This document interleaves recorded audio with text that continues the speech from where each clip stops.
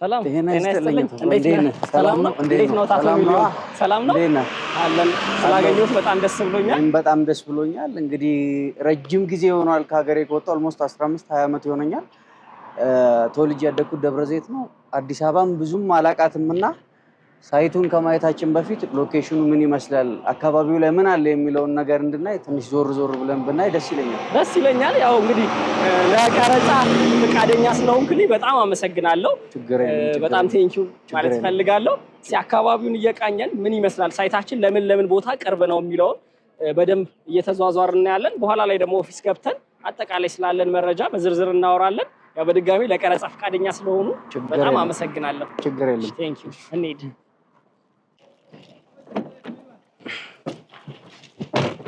አካባቢውን ያው ብዙ አላቀውም አልከኛ አይደል አዎ እኔ ብዙም አላቀውም ያው እንዳልኩ ተወልጄ ያደግኩት ደብረዘይት ነው ያው አዲስ አበባ ላይ ብዙም አላቀውምና ለዛ ነው በደንብ የፈለኩት መልካም ያው ዋናው ሎኬሽናችን የሚገኘው እንግዲህ ምን ጠቁመው ብዙ ጊዜ ፍሬንድሺፕ ፓርክ ፊት ለፊት ነው አካባቢው ላይ ሸራተን ሆቴል በጣም ቅርብ ነው ቸርቸር ጎዳና በጣም ቅርብ ነው ያው ለፒያሳም ቅርብ ነው ወደ ሜክሲኮም ብትሄድ 1 ኪሎ ሜትርም አይሞላም ሶ ምናልባት አዲስ አበባ ላይ መሃል ላይ ነው ብቻ ሳይሆን ለሁሉም አቅጣጫ በጣም መሃል የሆነ ቦታ ነው ከመሃልም መሃል የምንለው አይነት ሎኬሽን ነው ይሄ የምታየው እንግዲህ በዚህ በኩል አዲስ እየተሰራ ያለ የወንዝ ዳርቻ ነው ኦልሞስት ፕሮጀክቱ ያለቀ ነው ቀጥታ ጊዮን ጋር የሚገናኝ ነው የሳይክል ባይክ አለው እንደምታየው በጣም ነው የሚያምረው አሁን እንግዲህ እየሄድን ያለ ነው ወደ ፍሉሃ አቅጣጫ ነው ማለት ነው በፍሉሃ ደግሞ የሸራተን ሆቴል አቀበቱን ወደ ላይ እንወጣለን ማለት ነው ይሄን እንደጨረስክ ያው ጫፍ ላይ ያለው ፍሉሃ ማለት ነው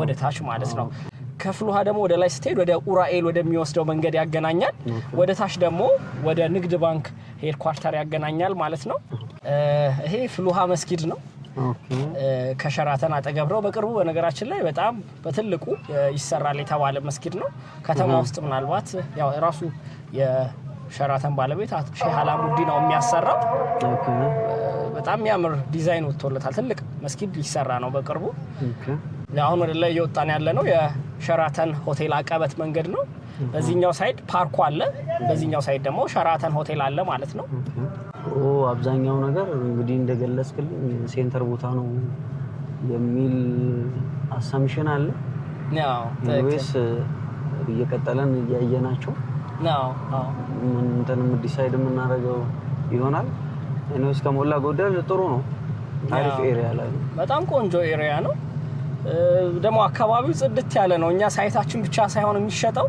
ኔበርሁዱም ጭምር ይሸጣል የሳይታችን አካባቢ ጭምር አብሮ ይሸጣል እንደምታያቸው ፓርኮች ሆቴሎች ሊሴ ገብረ ማርያም ትምህርት ቤት ሎኬሽኑ በጣም ቆንጆ ነው ዝም ያለ የምትለው አይነት ሎኬሽን ነው ማለት ነው ያው በዚህኛው ሳይድ እንግዲህ ሸራተን ሆቴል ነው አሁን እቺኛዋ መንገድ የምንሄድባት መንገድ ከሸራተን በፊት ቆሻሻ ነበረች አሁን ጸርታ ምናምን በጣም ላይ በነበረው ነገር ማለት ነው አዎ አልጸዳችም ነበር ይሄ ሌላ አዲስ የተሰራ መንገድ ነው የነበረ መንገድ አይደለም ያው ሸራተን ሆቴል ከተሰራም በኋላ ይሄ መንገድ ገና ነበር አሁን ላይ ግን በጣም ጽድት ተደርጎ እንደምታየው ቆንጆ መንገድ ሆኗል ቲክቶከሮች ምናምን ይሄ መንገድ ይወዱታል በቃ ቪዲዮ ላይ ምናምን ብዙ ቦታ አይታው ሊሆን ይችላል ኦኬ ያው የሆነ ቲክቶከር ላይ ያየሁት መሰለኝ ግን እርግጠኛ ስላልሆንኩ ያው ቆንጆ በጣም ቆንጆ አካባቢ ነው ይሄ ያው የፕሬዝዳንቷ ኦፊስ ነው ዋናው ፕሬዝዳንቷ ኦፊስ ነው ከፓርኩ ጋር የተያያዘ ነው ከሴኩሪቲም አንፃር እንግዲህ እዚህ አካባቢ ስትሆን ኢሹ አይኖርብህም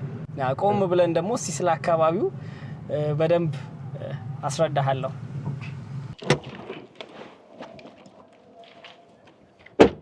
አሁን እንደምታየው ነው እዚህ ጋር ሰራተኛ አለ ከላይ ያው አሚባራ የሚለው ታፔላ ያለበት ማለት ነው የኛ ህንጻ የሁለቱ ብሎኮቻችን አንዱ ትንሽ ተሸፍኗል መሰለኝ እንግዲህ ያ ማለት እኛ ከዚህ ሆነን ህንጻችን እናያለን ማለት ከህንጻ ሆነን ደግሞ ከህንጻ በረንዳ ከቤት ላይ ሆነ ደግሞ እኛ ያለንበትን እይታ ታያለህ ማለት ነው ሎኬሽኑ እንደምታየው በጣም የሚያምር ነው ሸራተን ሆቴልን ብታየው በቃ ከቤት ሆነ የሸራተን እይታ በጣም ነው የሚያምረው የሸራተን አሰራር በነገራችን ላይ ይሄ ክላሲክ ስታይል ነው ሞር ይሄ አልሙኒየም ምናምን በብዛት አልተጠቀሙ ከውጭ ያለው ፋሳድ ምናምን ስታየው የእንግሊዛውያን የብሪቲሽ አይነት አርኪቴክቸር ነው ያለው እና በጣም ውብ የሆነ ህንጻ ነው ስካውን ላይ ከተማ ውስጥ አሉ የሚባሉ ህንጻዎች ውስጥ ነው ይሄን እንግዲህ የሚያምር የሆነ አርኪቴክቸር ከቤት ሆነ ተቃኛለህ ማለት ነው እንደምታውቀው ከሴኩሪቲም አንፃር እንደዚህ አይነት አካባቢ መገኘት ሴፍ መሆን እንዲሰማ ያደርጋል።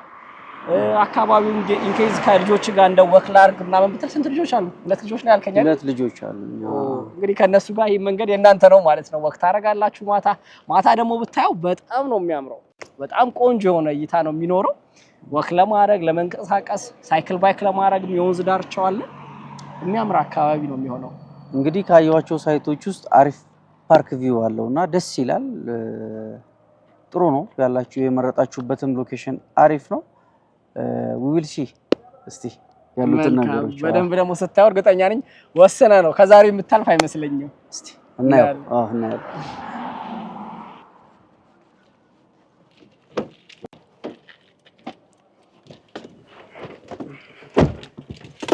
እና የምታያቸው ሎኬሽኖች ናቸው እንግዲህ አሪፍ ናቸው።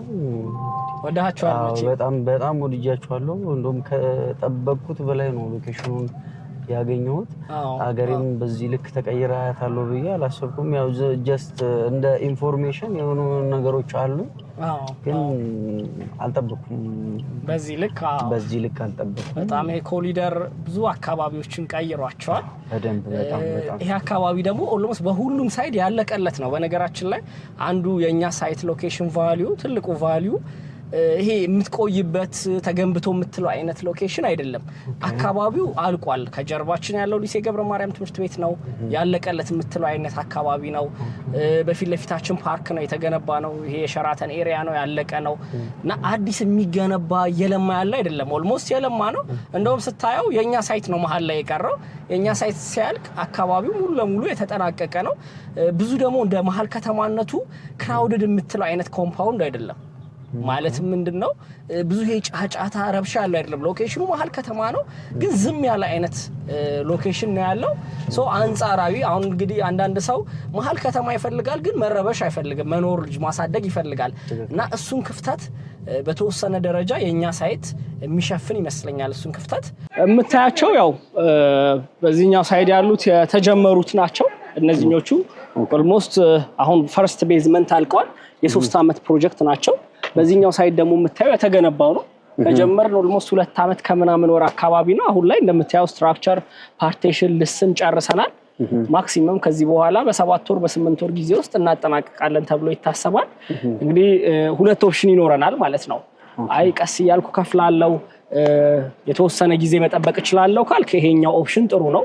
የ3 አመት ፕሮግረሱ እንደ ኢንቨስትመንትም ብዙ ካሽ አይዝብም። አብረህ እየሰራህ ቀስ እያልክ 10% እያደረክ በ10 ኢንስቶልመንት ነው የምትጨርሰው። ዳውን ፔመንቱ 10% ነው። ይሄኛው የተገነባው ላይ ደግሞ ሲሆን ቅድመ ክፍያው 20% ነው። በነገራችን ላይ ካርታዎች ሬዲ ናቸው፣ ያልቀዋል ሙሉ ለሙሉ ማለት ነው። ሶ ካርታዎች ስላለቁ ምናልባት የባንክ ኦፕሽንም ይኖረናል እኛ ጋር 50 የባንክ ኦፕሽን ይኖረናል። አንተም ማያያዝ ከፈለክ ሙሉንም ከባንክ ጋር ማያያዝ ትችላለህ፣ ካርታው ሬዲ ስለሆነ። ቅድመ ክፍያው ደግሞ የተወሰነ ነው፣ 20% ነው። ሶ ያው ሁለቱም ኦፕሽኖች ይኖራሉ። አንዳንድ ሰው ያለቀ በቃ ቶሎ መረከበው ይላል። ለሱ እንደዚህ አይነት ኦፕሽን ይኖረናል። ላይ የተጀመረ ቀስ እያልኩ መከፍለው ለሚለው ደግሞ ይሄኛው የተጀመሩት ኦፕሽኖች ይኖሩናል ማለት ነው። ለልጆቼ የሚሆን ነገር ግቢ ውስጥ ምን አሟልታችኋል? ምን አይነት ፋሲሊቲዎች አሉ? ከትልልቅ ይልቅ ለልጆች ምን ተሰርቷል? መልካም ያው ግቢያችን ጌትድ ኮምፓውንድ መንደር ነው አንደኛው ነገር። ያ ማለት ልጆች ፕራይቬሲ ይኖራል። ልጆች ከግቢ አይወጡም፣ ያው ጥበቆች ይኖራሉ።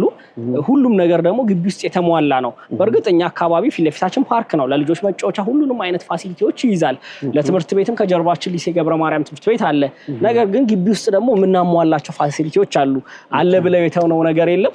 አሁን የምታያቸው እዚህ የተጀመሩት ብሎኮች ላይ የሚያርፍ በጣም ሂውጅ የሆነ አሚኒቲ ሴንተር ይኖራል። በጣም ትልቅ ነው። ኦልሞስት ወደ 12000 ካሬ ላይ አካባቢ የሚያርፍ ነው የሚሆነው። ኢንዶር የሆኑ ናቸው። ያው ግራውንዱን ጨምሮ 2 ቤዝመንት ፓርኪንግ ይኖራል። በነገራችን ላይ ግቢያችን ውስጥ ምንም አይነት ኮሜርሻል አይኖርም። ፉሊ ሬዚደንሻሎች ናቸው። አዲሶቹ ብሎኮቻችን ላይ ትልቅ የሆነ ደግሞ በውስጡ 2 መዋኛ ገንዳ፣ ጂምናዚየም፣ ቴኒስ ኮርት፣ ባስኬት ኮርት፣ ፉትሳል የያዘ ትልቅ መዝናኛ ማዕከል ይኖራል። ሲሊንግ ሃይቱን 6 ሜትር አድርገን ኢንዶር ነው ያደረግነው። አውትዶር ላይ ደግሞ በዛ ሳይድ በምታየው በፒያሳ በኩል የልጆች መጫወቻ ግሪነሪ ይኖራል። ኦፕን የሆነ ማለት ነው፣ ኢንዶር ሳይሆን ግሪነሪ ኤሪያ እና እንደዚህ ሸርታቴ ለህፃናት ሞር ኪድስ ስለሆኑ ደግሞ ልጆች የሚሆን መዝናኛ ስፍራ ይኖራል። በነገራችን ላይ ልጆች ብቻ ሳይሆን አንተም ቢሆን ኢንጆይ ማድረግ አለብህ። እዚህ ውስጥ ያው ጂምናዚየም አለ፣ ስፓ፣ እንደዚህ አይነት አገልግሎቶች ይኖራሉ። ከህንጻችን ከዚህ ከኮምፓውንዱ ደግሞ ውጪ ትይዩ የምንገነባው የድርጅቱ ትልቅ ሞል አለ። ሞል ውስጥ ደግሞ ሲኒማ አገልግሎት፣ አይስኬት ኢትዮጵያ ውስጥ የለም፣ የመጀመሪያ አይስኬት ነው የሚሆነው። አይስኬት ይኖራል። ብራንድ የሆኑ ደግሞ ሱቆች ይኖራሉ። ሰው ግቢ ውስጥ ብዙ ጫጫታ ባይኖርም ኮሜርሻል ባይኖርም ከግቢያችን ትይዩ ደግሞ ትልቅ ሞል መኖሩ በአቅራቢያ ልግዛ የምትለውን ነገር ሁሉንም ነገር የምታገኝበት ነገር ይኖራል። ኢንኬዝ ለኢንቨስትመንት ካሰብክም የግቢውን ቫልዩ ጨምሯል። በአቅራቢያው ትልቅ ሞል መኖሩ አድቫንቴጅ ነው። ግቢ ውስጥ ግን ይሄ የሚረብሽ ነገር ጫጫታ እንደዚህ አይነት ነገሮች አይኖሩም። ምናልባት እዚሁ ላይ አያይዤ መልስልህ ምን ለየት ያለ ነገር እናንተ ጋር አለ ብለህ የጠየቀኝ ጥያቄ አለ። ከሱ አንፃር ኮምፓውንዳችን ወደ 36000 ካሬ ላይ ነው የሚያርፈው። ክራውድድ የሆነ ኮምፓውንድ አይደለም። ሚኒመም ብሎክ ቱ ብሎክ የ18 ሜትር ጋፕ አለ። ያ ማለት አንድ ህንጻ ቢኖር በአራቱም ሳይድ ላይ 18 ሜትር 18 ሜትር ማለት መለስተኛ መንገድ ማለት ነው። የዛን ያህል ርቀት አላቸው ህንጻዎቻችን። ሶ ክራውድድ አይደለም። ስንደምራቸው 7000 ካሬ ፍሪ ስፔስ ይኖራል። እንግዲህ መሀል ከተማ ላይ ያለውን የመሬት ቫልዩ ታውቃለህ። በጣም መሬት ውድ ነው። ነገር ግን እኛ ውድ ነው ብለን ጥግጥግጥ አድርገን አልሰራንም። እኛ አሁን 7 ብሎክ የምንገነባበት ኤሪያ ላይ ሚኒመም እስከ 20 ብሎክ መገንባት የሚያስችል ቦታ ነው ያለን። አነስ ያሉ ብሎኮቹ ነው እንደተለመደው መንግስት በሚያዘው መሰረት በ2 ሜትር ሴት ባክ ብንሰራ 18 20 ብሎክ ይችላል። ያን ብለን ግን እዚህ ቦታ ላይ ያንን አላረግንም። ለምን ሌክዠሪ ነው እስካልን ድረስ ሰው ፈታ ብሎ መኖር አለበት። ፕራይቬሲ በጣም ወሳኝ ነገር ነው። መስኮትን መጋረጃህን ስትገልጥ በ2 ሜትር በ3 ሜትር አቅራቢያ ህንጻ ማየት የለብህም። የሰውን ገበና ማየት የለብህም። ሌላ ብርሃን ደግሞ ቤቶቹ ማግኘት አለባቸው። ያን ታሳቢ ተደርጎ ልቅቅ ያለ ኮምፓውንድ ነው። ተጨማሪ ግን እነዚህ ስፔሶች በመሃል የምንተዋቸው 18 ሜትር ጋፖች ለሁለት ብሎኮች 700 ካሬ 800 ካሬ ኦፕን ኤሪያ ይፈጥራሉ። ከስር ፓርኪንግ ነው። ከላይ ህንጻው መንተያው ሆኖ ሲወጡ እነዛ የምንተዋቸው ክፍተቶች ኢንኬዝ እንደው ያው አግብታል ልጆችን ብትድር እዛ ቦታ ላይ ትልቅ ፕሮግራም መደገስ ትችላለህ። ልጆች ይንቀሳቀሱባቸዋል። ሰፋፊ የሆኑ ኦፕን ስፔሶች ይኖራሉ። ኢትዮጵያ ከመጣሁ ትንሽ አጭር ጊዜ ነው። ብዙ ሪል ስቴቶችን አይቻለሁ። እንደ አዲስ አበባም እንደ አፍሪካ ህብረት መቀመጫነቷም አዲስ አበባን ወር አፍሪካን ህብረት የማይመጥኑ ከፕራይስም አንፃር በጣም የወረዱ ቤቶችን ሪል ስቴቶችን አይቻለሁ። እናንተ ጋር ምን የተሻለ ኳሊቲ ይዛችሁ መጣችኋል? አሁን ላይ ባለው ነገር ወር አሁን አለማችን ላይ በሚፈቅደው ነገር ትክክል ነው። ያው ከተማው ላይ እንዳልኩ የዋጋ በጣም ቺፕ ይሆኑና ቤቱ ደግሞ ከዋጋቸው የወረደ ይሆናል። ያው ቤት ማለት ለልጅ የሚተላለፍ ቅርስ ነው። ያንን የማይመጡ ነገሮች አሉ። እኛ ጋር እንግዲህ የምትኮራበት ነገር ነው። ልጆች ወደፊት አባቴ ምን አረገልኝ ብትል ያንን የሚያሞግሱበት ጥሩ ነው የተረከብነው የሚሉት አይነት ኮንስትራክሽን ነው ያለው። ቺፕ ኢዝ ኤክስፔንሲቭ ይባላል። ርካሽ ገዝተ በኋላ ላይ ውድ ሊሆን ይችላል።